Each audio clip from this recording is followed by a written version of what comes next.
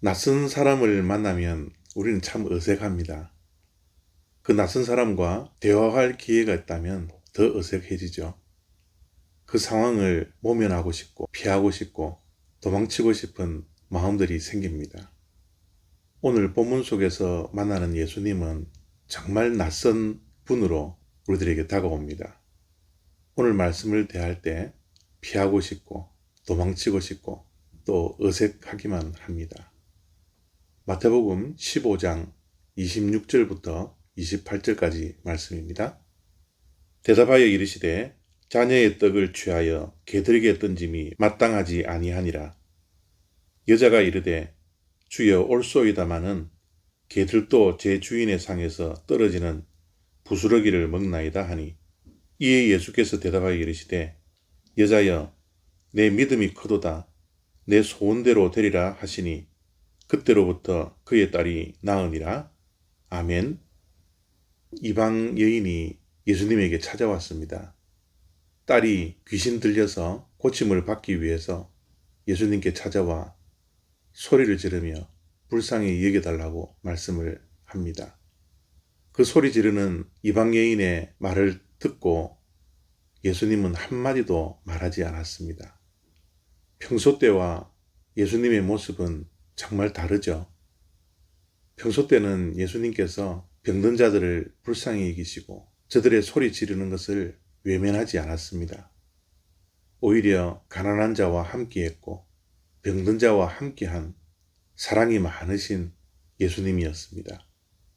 그런데 오늘은 이 가난한 여인을 향하여서 한마디도 말씀하시지 아니하고 그 부르짖는 것을 무시하고 있는 것이죠. 제자들이 예수님이 한마디도 하지 않자 예수님에게 다가가서 저 여자를 쫓아보내라고 예수님에게 말씀을 합니다. 제자들의 그런 모습을 보면서 여인은 고쳐달라고 또 한번 애원을 하게 되는 것이죠.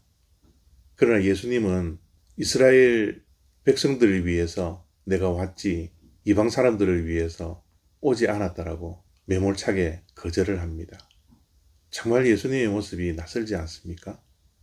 그럼에도 불구하고 이 여인은 예수님에게 더 다가가 더 소리치며 딸을 구해달라고 불쌍히 여겨달라고 예수님에게 간청을 합니다.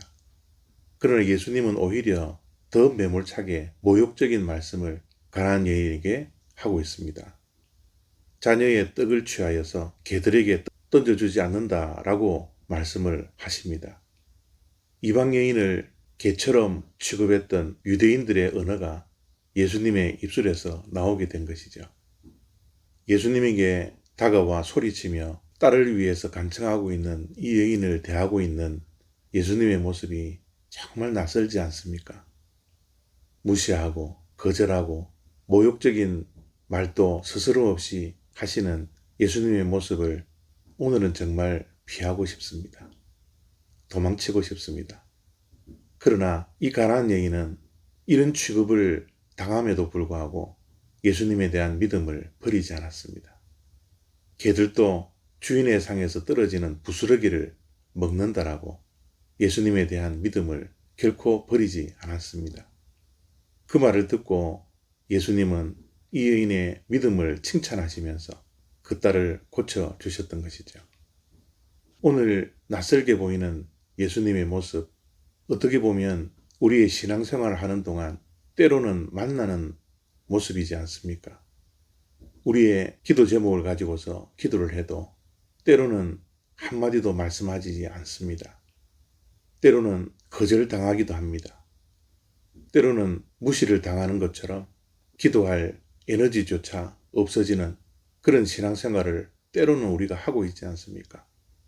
그러나 그러는 가운데서도 이 낯선 상황 속에서도 우리가 믿음을 버리지 아니하고 포기하지 않고 간구하고 기도하고 찾고 구하면 하나님께서 반드시 우리들에게 응답을 주시는 것이 또한 우리의 신앙생활이지 않습니까? 오늘 이 여인이 끝까지 예수님을 붙들고 믿음을 가지고 간구했던 것처럼 우리들도 포기하지 않는 믿음, 결코 쓰러지지 않는 믿음, 그 믿음을 가지고 날마다 승리할 수 있는 저와 여러분 다 되시기를 바랍니다. 감사합니다.